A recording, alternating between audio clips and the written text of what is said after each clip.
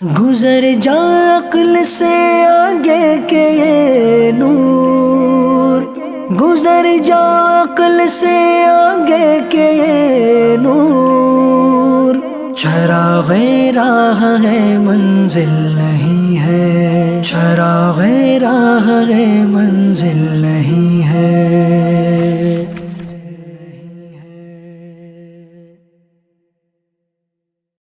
الحمدللہ رب العالمین والصلاة والسلام علی خاتم النبیین اما بعد فاعوذ باللہ من الشیطان الرجیم بسم اللہ الرحمن الرحیم الصلاة والسلام علیک یا رسول اللہ وعلی آلک واصحابک یا حبیب اللہ، الصلاة والسلام علیک یا نبی اللہ وعلی آلک واصحابک یا نور اللہ۔ نبی اکرم نور مجسم سرکار دو عالم صلی اللہ تعالی علیہ وآلہ وسلم نے ارشاد فرمایا ہے، اولی الناس بی یوم القیامت اکثرہم علیہ صلاۃ، قیامت کے دن لوگوں میں میرے سب سے زیادہ قریب وہ شخص ہوگا جو مجھ پر سب سے زیادہ درود پاک پڑھنے والا ہوگا۔ سبحان اللہ۔ اللہ پاک ہم سب کو پیارے آقا دو عالم کے داتا صلی اللہ علیہ وآلہ وسلم کی مبارک ذات پر کثرت کے ساتھ درود پاک پڑھنا نصیب فرمائے۔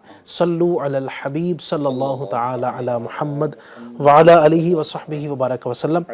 FGN چینل کے ناظرین، سب سے پہلے آپ کو میں خوش آمدید کہوں گا پروگرام سفر کی کہانی میں۔ اس پروگرام میں الحمدللہ ہم بہت سارے سفر بیان کرتے ہیں، اور اگر آپ ہمارے ساتھ شروع سے ہوں گے تو امید کرتا ہوں کہ بہت سارے سفر کے حوالے سے آپ نے سنا ہوگا۔ ہم نے انبیاء کرام کے سفر بھی اس پروگرام میں بیان کیے ہیں، خود نبی پاک علیہ الصلوۃ والسلام کے جو سفر ہوئے ہیں، ہجرت کا سفر ہے، معراج کا سفر ہے، اور بھی پھر سیدنا ابراہیم علیہ الصلوۃ والسلام کے سفر ہم نے بیان کیے ہیں، سیدنا یوسف علیہ الصلوۃ والسلام کے کچھ اسفار جو ہیں وہ یعقوب علیہ السلام کے سفر ہیں وہ بیان کیے ہیں، موسیٰ علیہ السلام کے سفر، تو انبیاء کرام کے سفر بھی بیان کیے ہیں، بعض صحابہ کرام کے، اولیاء کرام کے بھی سفر بیان ہم نے کیے ہیں، اور ان سفروں سے جو ہمیں نصیحتیں ملتی ہیں، جو سیکھنے کو ملتا ہے، وہ بھی بیان کرنے کی سعادت حاصل کرتے ہیں۔ یوں تو اس پروگرام کے جو ہمارے ہوسٹ ہوتے ہیں اور کیف بھائی ہیں، وہ آج چکے کسی وجہ سے نہیں ہیں، تو سمجھے کہ میں ان کی جگہ پر میں آ گیا ہوں، اور آج میری سیٹ پر یعنی جو سفر بیان کرنے والے ہیں وہ ہمارے رکن ہند مشاورت محترم ہمارے جمیل بھائی ماشاءاللہ ہیں۔ حضرت کو خوش آمدید، مرحبا، ویلکم کہوں گا، اللہ آپ کا آنا قبول فرمائے۔ انشاءاللہ جمیل بھائی سے آج سنیں گے ہم سفر، اور دیکھتے ہیں کہ آج کس سفر پر ہمیں جمیل بھائی لے کر جائیں گے، اور اس سفر سے کیا کچھ ہمیں سیکھنے والا ہے، انشاءاللہ یہ بھی ہم آپ کو بتائیں گے۔ تو آخر تک رہیے گا ہمارے ساتھ، چونکہ پروگرام کا وقت بڑا ہی مختصر ہوتا ہے، یہ 25 سے 30 منٹ کا، تو ایسا نہ ہو کہ اس پروگرام کے وقت کے اندر بھی آپ آگے پیچھے ہو جائیں، تو مختصر وقت میں بھی اگر آگے پیچھے ہو جائیں گے تو سیکھنے کو نہیں مل پائے گا، لہٰذا آخر تک رہیں اور پروگرام میں سیکھنے کی نیت سے بیٹھیں گے انشاءاللہ تو بہت کچھ سیکھنے کو ملے گا۔ تو بڑھوں گا جمیل بھائی کی جانب۔ جمیل بھائی آج کیا بیان کریں گے، کون سا سفر ہے، کچھ ارشاد فرمائیں۔ بسم اللہ الرحمن الرحیم۔ ویسے ایک سفر تو انسان کا ہوتا ہے اس کی اپنی زندگی کا، بالکل، کہ ماں کی پیٹ سے لے کر پھر وہ قبر کی پیٹ تک، قبر کی گود تک جاتا ہے، ایسے ہی، اور اس کا زندگی کا ایک اپنا سفر ہے، اور الگ الگ انداز پر یہ لوگوں کے سفر گزرتے ہیں۔ صحیح۔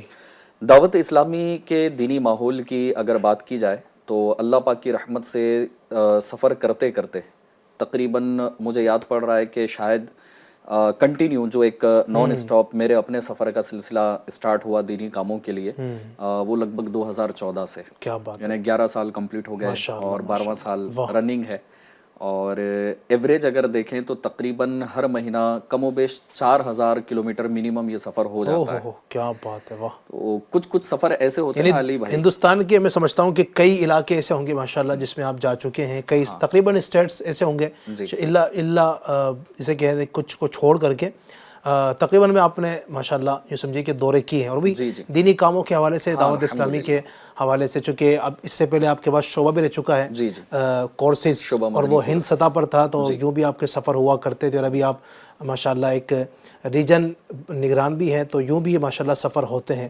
تو یوں آج میں کہہ سکتا ہوں کہ ناظرین جو ہے آپ ہی کی زندگی کا سفر آج سنیں گے، کوئی دینی کاموں کے حوالے سے ہے یا مدنی قافلے کے حوالے سے، دیکھتے ہیں وہ آپ کون سا بیان کریں گے اور کیا اسے سیکھنے کو ملتا ہے انشاءاللہ۔ ایک سفر ہوا تھا دینی کاموں کے ہی حوالے سے، اور شعبہ مدنی کورسز کی چونکہ ذمہ داری تھی، تو کشمیر کا ایک مجھے یادگار سفر جو ہے نا وہ لگا ہے، اور یاد بھی ہے مجھے۔ اچھا، کشمیر جو ہے نا، ہمارے ناظرین بھی ایک ہو سکتا ہے کہ تمنا کئی لوگوں کی ہوتی ہے کہ کشمیر دیکھ کر آئیں، کیونکہ ایک الگ ہی وہاں کا موسم ہے, وہاں کی لینگویج الگ ہے, وہاں کا ایک رہائش وہاں کی الگ ہے, وہاں کھانے پینے وہاں کے الگ ہیں, بہت کچھ سمجھے کہ الگ ہی ایسا لگتا ہے کہ وہ الگ دنیا ہے. تو کئی لوگوں کی ایک خواہش ہوتی ہے کہ ہم بھی ایک بار جائیں دوستوں کے ساتھ, فیملی کے ساتھ, تھوڑا سا گھومنا بھی ہو جائے. چھٹیوں میں ایک تعداد وہاں پر جاتی ہے, بالخصوص گرمیوں کے اندر ایک بڑی تعداد وہاں پہنچتی ہے. تو چلے آج یعنی یہاں اپنے گھروں سے بیٹھ کر آپ تصور میں جمیل بھائی کے ساتھ ساتھ کشمیر کا سفر کریں اور یوں اس کا بھی لطف حاصل کریں. ویسے کشمیر تو ہے بڑا خوبصورت علاقہ, اور انوائرمنٹ وغیرہ بھی ماشاءاللہ بڑا اچھا ہوتا ہے وہاں کا. تو دینی کاموں کے حوالے سے شعبہ مدنی کورسز کو لے کر کے وہاں کچھ دینی کام تھے, اسلامی بھائیوں سے ملاقاتیں, اور پھر کورسز کو مزید امپرومنٹ کی طرف لے کر آنا, اور جو کورس کیے ہوئے اسلامی بھائی تھے تو ان سے ملاقاتیں اور ان کو مزید ایک تربیت کے ساتھ دعوت اسلامی کے دینی کاموں کی ذمہ داری پر لے کر آنا, یہ موٹیو تھا اور اس سفر کا یہ مقصد تھا. صحیح. جب سفر ہوا تو جموں میں پہنچا, اور جموں میں جو دینی کام تھے وہاں پر کیے, اور جموں سے اب سری نگر کی طرف آگے کا سفر تھا. تو اس میں بیچ میں ہم نے جدول رکھا تھا ایک الگ سے ڈسٹرکٹ کا, اور اس وقت ڈسٹرکٹ کی اصطلاح نہیں تھی ابھی ہمارے پاس نا, تو کابینہ تھی, کابینہ کے نیچے ڈویژن ہوتا تھا, تو ایک ڈویژن کا جدول بنا, اور وہاں پر ہمارے وہاں کابینات ہوا کرتی تھی. تو کابینات کے جو ذمہ دار تھے ان کے ساتھ جب ہم پہنچے تو ایک ایسے علاقے میں وہ لے کر گئے کہ پہاڑی علاقہ تھا, اور کئی ہزاروں فٹ بلند پہاڑ. اب جب ہم 4 ویلر میں بیٹھے تو جموں یا کشمیر میں کہاں کا فرمانا ہے؟ یہ دونوں کے بیچ والی بات ہے, اور کشمیر کے بالکل قریب والا کوئی ایریا تھا یہ. تو جب ہم 4 ویلر میں بیٹھے اور پہاڑ کے اوپر چڑھنے لگی گاڑی, تو پھر ایسا لگ رہا تھا کہ اب گئے کہ تب گئے. تو اس انداز پر چونکہ اب ان کو عادت ہوتی ہے اور وہ اپنی عادت کے مطابق گاڑی چلا رہے تھے, اور پہلی مرتبہ کا یہ سفر تھا اس انداز کا, تو تھوڑا ڈر بھی لگ رہا تھا اور دینی کام کرنے کا ایک جذبہ بھی تھا. اللہ سلامت بھی رکھے اس جذبے کو. تو جب اوپر پہنچے نا پہاڑ کے اوپر, تو مجھے لگ رہا تھا کہ یار پہاڑ پہ مطلب ہوگا کیا, لیکن جب گئے نا تو پورا اوپر ایک شہر آباد تھا, ایک بڑی آبادی تھی وہاں پر, اور مساجدیں بنی ہوئی ہیں, لوگوں کے گھر بنے ہوئے ہیں, اور ایک ہزاروں کی تعداد میں وہاں پر لوگ رہتے ہیں. اچھا. تو نماز عصر کے بعد ہم نے وہاں پر علاقائی دورہ کیا, اور مغرب کی نماز کے بعد مسجد میں بیان کیا, اور ٹھنڈی اتنی تھی کیونکہ ہزاروں فٹ اوپر ہم تھے تو برداشت بھی نہیں ہو رہی تھی. اب صبح کا شیڈیول ہمارا ایسا تھا کہ صبح نیچے پھر دوبارہ پہاڑ کے اتریں گے, اور لگ بھگ 150 اس وقت جو ہے کون سے کس مہینے میں گئے تھے آپ, یعنی وہ ٹھنڈ کا موسم تھا یا گرمی کا موسم تھا, کچھ یاد ہے آپ کو؟ یعنی یوں سمجھے کہ بارش کے قریب والا موسم تھا وہ. جی, یعنی ٹھنڈ اس وقت تھی کچھ نہ کچھ یوں. ہاں, یعنی گرمی جا رہی تھی اور بارش کا موسم قریب آ رہا تھا, تو اس طرح کا کوئی موسم تھا. اور وہاں پر جیسے برف باری کا ایک موسم ہوتا ہے ان کا, اور دسمبر وغیرہ میں ہوتا ہے, تو مجھے لگتا ہے کہ شاید یہ جولائی یا اگست کا مہینہ تھا ہوگا, اور برف باری کا بھی کوئی موسم نہیں تھا, لیکن ٹھنڈی ہوائیں وغیرہ چلتی ہیں چونکہ دوسری طرف بارشیں ہوتی ہیں نا. صحیح. تو طے یہ تھا ہمارا کہ نیکسٹ ڈے صبح 9 بجے یا 10 بجے سے ایک شیڈیول تھا ہمارا کہ جو کورس کیے ہوئے اسلامی بھائی ہیں وہ 150-200 اسلامی بھائی جمع ہوں گے, اور ان کے ساتھ ایک اجتماع اور ان کو ذمہ داریاں وغیرہ دے کر پھر آگے سری نگر کا سفر رہے گا. جب رات سوئے اور فجر کی نماز کے لیے جاگے, میں دروازہ کھول کے جب باہر نکلا تو سارا پہاڑ سفید ہو چکا ہے. کیا بات کر, بغیر موسم کے مطلب برف پڑی ہوئی ہے. اب باہر نکلے ہیں تب بھی برف پڑ رہی ہے. میں نے کہا یار یہ تو اب برف پڑ گئی, اور اسلامی بھائی سے فجر کی نماز پڑھی, اور اسلامی بھائی سے میں نے کہا کہ اب برف پڑی ہے ہم نیچے کیسے جائیں گے اور اجتماع کیسے ہوگا ہمارا. تو انہوں نے کہا کہ اجتماع تو ہونا ابھی مشکل ہے, ہاں یہ ہے کہ 150-200 کی جگہ ہو سکتا ہے 20-25 آ جائیں گے جو قریب والے ہیں. وہ اجتماع مطلب صبح کے ٹائم میں تھا؟ ہاں, صبح کے ٹائم, صبح 10 بجے سے لے کر عصر تک یا اس طرح کا ایک شیڈیول تھا ہمارا. صحیح. تو جب فجر کی نماز ہم نے پڑھی, پھر ناشتہ وغیرہ کیا اپنے ٹائم پر, جب نیچے اترنے کی باری آئی تو گئے تھے تو 4 ویلر سے, اب ہزاروں فٹ اوپر, تو اب برف پڑی ہے تو نیچے اترنے کے لیے 4 ویلر سے کیسے. تو جوتے وغیرہ جو تھے نا ایک نارمل ہی تھے, کیونکہ برف باری کا موسم نہیں تھا کہ اس طرح کے جوتے بھی استعمال کیے جا سکیں. تو اب برف اتنی پڑی کہ پنڈلیوں کے قریب تک برف جا رہی ہو. بہرحال اسی کیفیت میں پھر نیچے اترنا ہوا ٹھنڈی میں, اور پیر سن ہو رہے ہیں, اور شوز کے اندر برف جا رہی ہے, ساکس گیلے ہو گئے. پھر مزید جب نیچے اترنے کی باری آئی تو وہاں کے جو لوکل اسلامی بھائی تھے انہوں نے مجھے ایک لاٹھی دی, اچھا اس کے نیچے لوہے کا بھی جو ہے نا کچھ ایسا لگا ہوا تھا کیل کی طرح, اور باقاعدہ وہ اسپیشلی شاید بنایا جاتا ہے وہاں پر, تو برف میں چلنے کے لیے اس کو ٹیک کر کے چلا جا سکے تاکہ پیر سلپ نہ ہو, اسکٹ نہ ہو سکے. صحیح. تو اسلامی بھائی نے مجھے وہ دیا بھی اور کہا کہ آپ اس کو پکڑ کر چلیے اور ساتھ ہی ساتھ میرا ہاتھ بھی پکڑ کر چلیے, کیونکہ ہم کو تو عادت ہے یہاں برف میں چلنے کی, آپ کو عادت نہیں ہے. اور پھر ہزاروں فٹ اوپر ہیں ہم, بالفرض اگر آپ اسکٹ ہو گئے نا تو سیدھا نیچے ہی رکیں گے. اللہ اکبر, اللہ اکبر. اب ایسا ہو کہ تربیت کرنے جا رہے ہوں اور جنازہ پڑھ کے آنا پڑے. اللہ اکبر. تو بہرحال جب نیچے اترے تو اترنے کے بعد اسلامی بھائیوں کی تربیت وغیرہ کا جو بھی سیشن تھا وہ تقریباً پوسٹ پونڈ کی طرح ہو چکا تھا. جو 20-25 آئے تھے, گھنٹے 2 گھنٹے میں ہم نے اس کو کمپلیٹ کیا. پھر جب آگے کا سفر کیا نا, پھر 4 ویلر, چونکہ وہاں بڑی بسز وغیرہ چلتی نہیں ہیں تو عموماً 4 ویلر سے ہی تقریباً 90% ایسا ہی سفر ہوتا ہے. تو 4 ویلر سے جب ہم آگے بڑھے تو بڑھتے بڑھتے نماز ظہر کے لیے ایک مقام پر پہنچے. وہاں نماز ظہر پڑھی اور ایک ڈھابے میں ہم نے کھانا کھایا, اور اس کے بعد پھر آگے بڑھے. جیسے 3-4 ایسے کچھ بج رہے تھے تو ٹریفک جام ہونا شروع ہوئی. اب جب ٹریفک جام ہونا شروع ہوئی تو پتہ چلا کہ آگے لینڈ سلائڈنگ ہو گئی ہے برف باری کی وجہ سے. عصر تک ہم ایک ایسے مقام پر پہنچے کہ نہ اب ہم پیچھے ہو سکتے تھے نہ آگے بڑھ سکتے تھے. بیچ میں رکے ہوئے ہیں, پہاڑی علاقہ ہے, ایک طرف پہاڑ ہے ایک طرف کھائی ہے اور بیچ میں روڈ ہے. جب وہاں پہنچے تو علی بھائی ایسا ہوا کہ دوپہر 4 بجے سے لے کر کے اگلے دن صبح 7 سے 8 بجے تک ہم دھیرے دھیرے کر کے گاڑی سے چل رہے ہیں. پوری رات 4 ویلر میں نکلی اور کھانے کے لیے کچھ لیا بھی نہیں تھا. 2 چوئنگم تھے, ایک میرے ساتھ والے اسلامی بھائی نے کھایا, ایک میں نے کھایا. ساری رات ایسے ہی گزری. تو خیر اب اتنا کرنے کے بعد بھی صبح جب 7-8 بج گئے نا تو اس کے بعد اسلامی بھائی نے یہ کہا کہ آپ کو تھوڑی ہمت کرنی پڑے گی, اگر آپ ساتھ دیں گے تو پھر راستہ ہمارا کلیئر ہو سکتا ہے. میں نے بتاؤ کیا کرنا ہے؟ تو بولے یہاں سے 6-7 کلومیٹر کی دوری پر ریلوے اسٹیشن ہے, ایک گاؤں ہے بانیحال کر کے, تو وہاں سے ٹرین چلتی ہے سری نگر وغیرہ آگے تک چلتی ہے.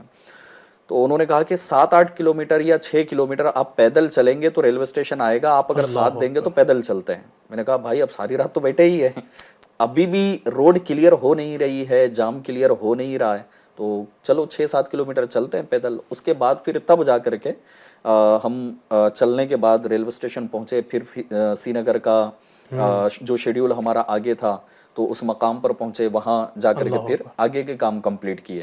اچھا, اب اس سفر میں جو سیکھنے کو ملا نا, ایک تو یہ کہ ساری رات بھوکے رہے ہم, تو سفر میں بیگ کے اندر کچھ نہ کچھ ساتھ میں ہو, اور ساتھ میں اگر ہو تو کبھی کیا ہوتا ہے کہ اس طرح کے سفر فیملی کے ساتھ ہوتے ہیں, کبھی اکیلے بھی ہوتے ہیں.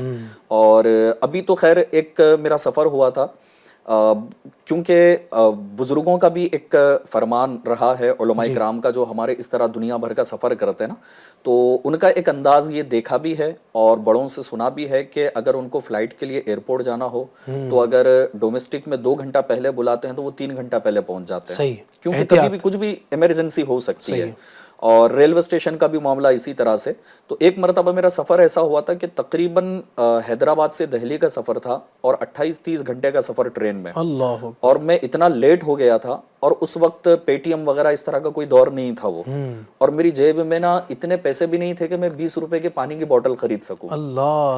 تو سفر میں یقیناً بہت سارے تجربات ہوتے ہیں, اور اتنی جلد بازی بھی نہ کی جائے اور اتنا ڈیلے بھی نہ ہو کہ آپ کو پانی پینے کے لیے بھی پیسے نہیں ہیں, کچھ کھانے کے لیے بھی پیسے نہیں ہیں, اللہ نہ کرے کہ کچھ ایمرجنسی ہو جائے تو آپ ریٹرن کیسے آؤ گے. تو ان تمام تر چیزوں کا, کھانے پینے کا, اس طرح کا احتیاط اکیلے سفر میں بھی ہونا چاہیے, اور بالخصوص جب فیملی کے ساتھ ہو اس وقت تو اور زیادہ احتیاط کی ضرورت ہے. جو آپ نے جو سفر بیان کیا ہے ماشاءاللہ بہت زبردست ہے, بہت کچھ سیکھنے کا اس سے مل رہا ہے. کہ ایک تو یہ بھی ہے کہ جب ہم سفر کرتے ہیں تو دین اسلام کی سربلندی کے لیے یقیناً آپ نے جو سفر کیا ہے وہ اپنی ذات کے لیے تو کیا نہیں ہے, کوئی بزنس کے لیے یا دیگر معاملات وہ غرض نہیں تھی, بلکہ آپ کا سفر تھا دعوت اسلامی کے دینی کاموں کو بڑھانا, وہاں کے لوگوں سے ملاقات کرنا, ان تک نیکی کی دعوت پہنچانا.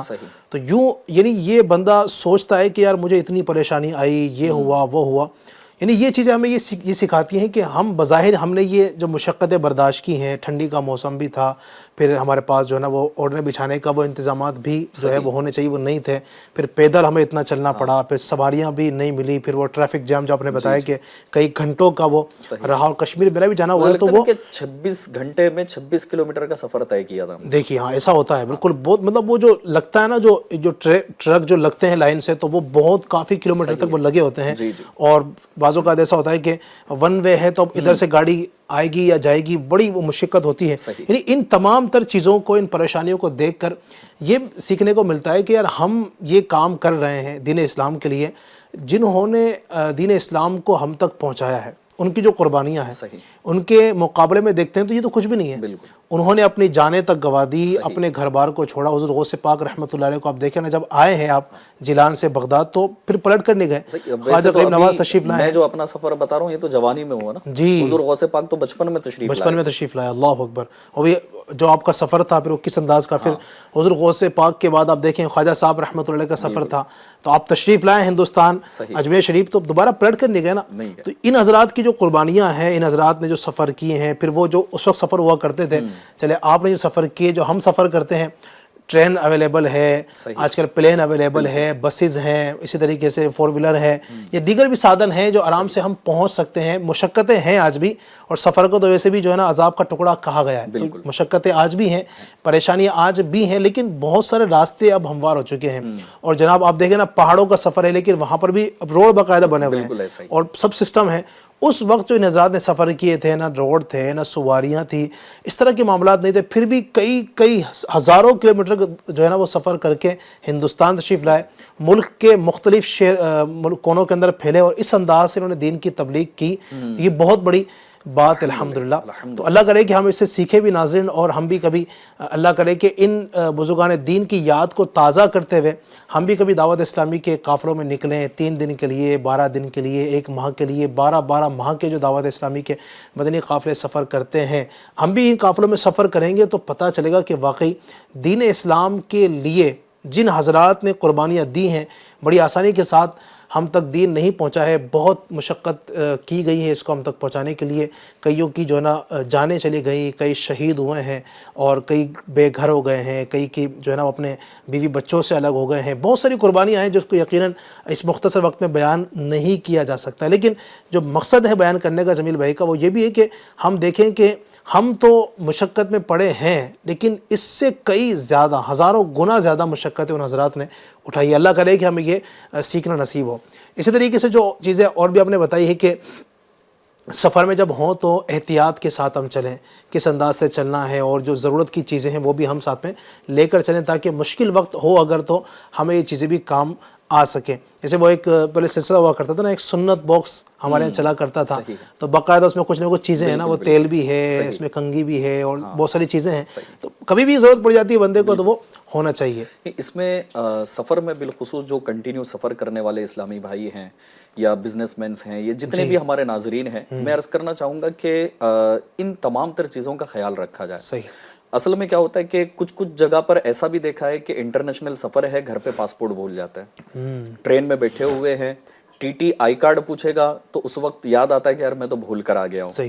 اس کے علاوہ سفر میں کبھی ایسا ہوتا ہے کہ کچھ چیزوں کی بے احتیاطی ہو جاتی ہے. اچھا، کبھی سامان ہم ایسے انداز پر بھی رکھ دیتے ہیں، وہ کہتے ہیں کہ ایک اچھے خاصے آدمی کو ہماری بے احتیاطی چور بنا دیتی ہے. اللہ اکبر. آدمی کا تصور نہیں ہوتا. جی آپ جو ہے نا بھلے ہی ٹھیک ہے آپ فرسٹ اے سی میں ہو، سیکنڈ میں ہو، تھرڈ میں ہو، آپ کی ایکسپیکٹیشن یہ ہے کہ بھائی ٹھیک ہے اچھے لوگ ہوں گے اور کوئی میرا موبائل اٹھائے گا نہیں، لیکن جانے والا کوئی اور بھی تو ہو سکتا ہے نا. جو ادر پیسنجرز ہیں وہ تو ہو سکتا ہے نہ اٹھائیں، لیکن اس بوگی کے اندر کوئی بھی گزر سکتا ہے. تو جاتے جاتے ایک اچھے بھلے آدمی کو ہم برائی کی طرف دعوت دے رہے ہوتے ہیں.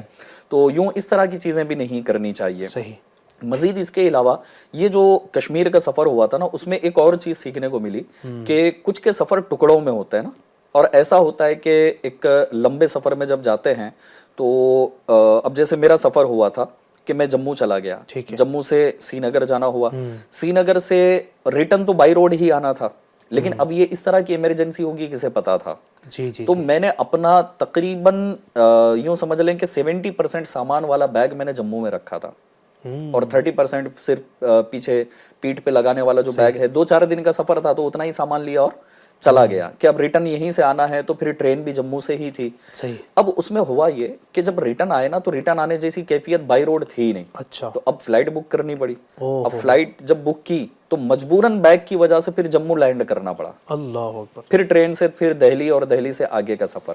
لیکن اگر بیگ ساتھ میں ہوتا پورا کا پورا تو پھر ڈائریکٹلی سری نگر سے جموں ہی پہنچ جاتے. صحیح. تو بیچ کا جو سفر تھا نا یہ کئی گھنٹوں کا بچ جاتا. صحیح. تو کبھی کبھی اس طرح کے معاملات بھی ہوتے ہیں. تو میرا ایک مشورہ یہ ہے کہ کہیں پر بھی آپ سفر کریں اپنا سامان مکمل لے کر سفر کریں.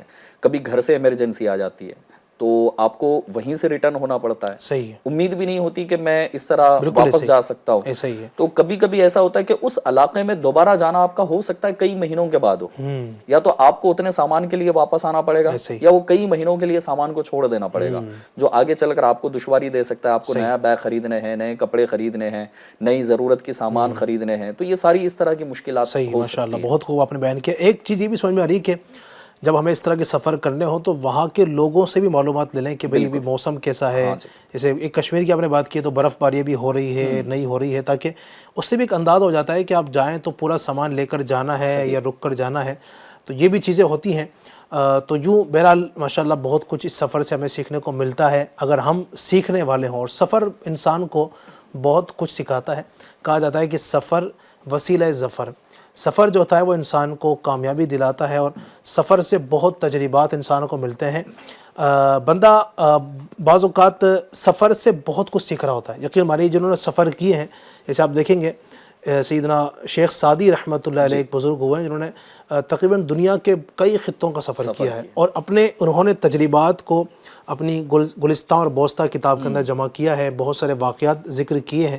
تو آدمی سفر سے بہت کچھ سیکھتا ہے اگر سیکھنے کا ذہن ہو. صحیح.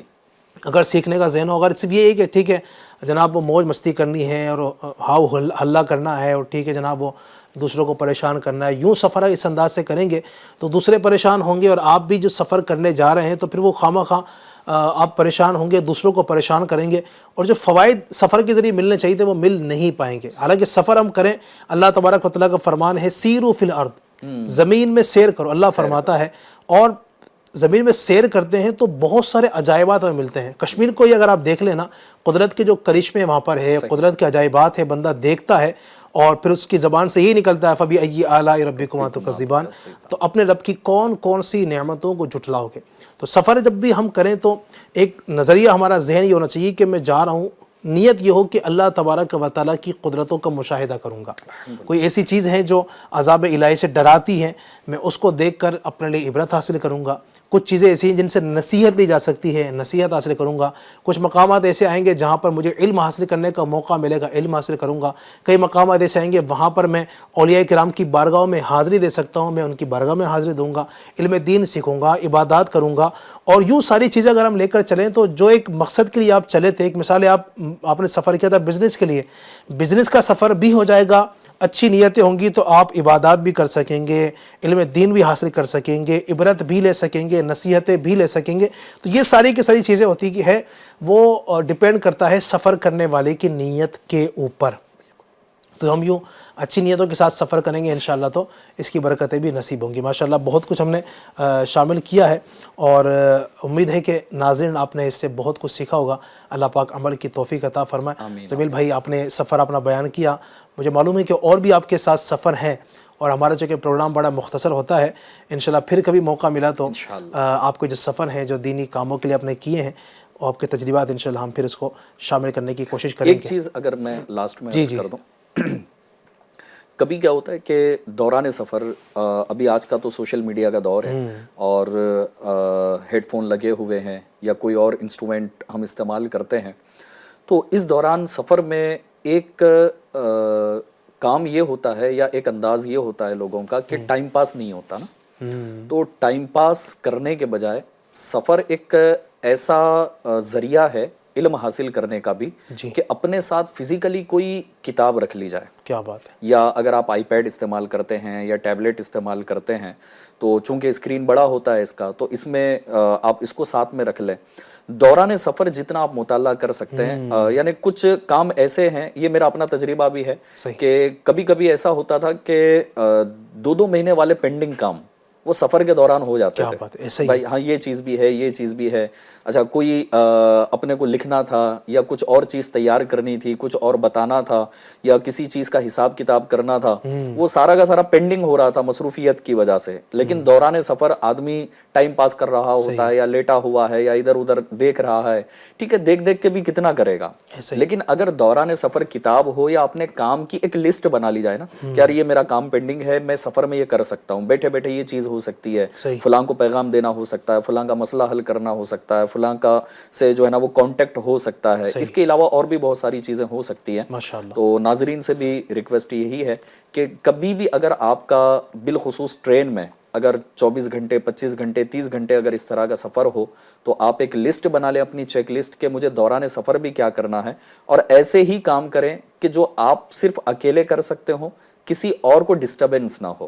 کبھی کبھی ایسا بھی ہوتا ہے کہ دوسروں کو ڈسٹربنس ہو رہا ہوتا ہے، تو دوران سفر کسی کو پریشان بھی نہ کریں، کسی کو ڈسٹرب بھی نہ ہو، اور خود بھی ڈسٹرب نہ ہو، خود بھی ایزی رہیں اور دوسروں کو بھی ایزی رکھیں. کیا بات ہے، ماشاء اللہ. انشاءاللہ تبارک و تعالیٰ اس کا فائدہ رہے. انشاءاللہ بہت کچھ الحمدللہ ہم نے اس سفر سے سیکھا ہے. اللہ پاک ہمیں برکت نصیب فرمائے، اللہ پاک سفر میں عافیت نصیب فرمائے، اور اچھی اچھی نیتوں کے ساتھ اللہ ہم سب کو سفر کرنے کی توفیق عطا فرمائے. انشاءاللہ پھر کبھی موقع ملا تو پھر انشاءاللہ حاضر ہوں گے ایک نئے سفر کے ساتھ. اپنا خیال رکھیے گا، دعا میں یاد رکھیے گا. صلو علی الحبیب صلی اللہ علی محمد وعلی آلہ وصحبہ وبارک وسلم. گزر جا عقل سے آگے کے یہ نور، گزر جا عقل سے آگے کے یہ نور. چراغ راہ ہے منزل نہیں ہے، چراغ راہ ہے منزل نہیں ہے.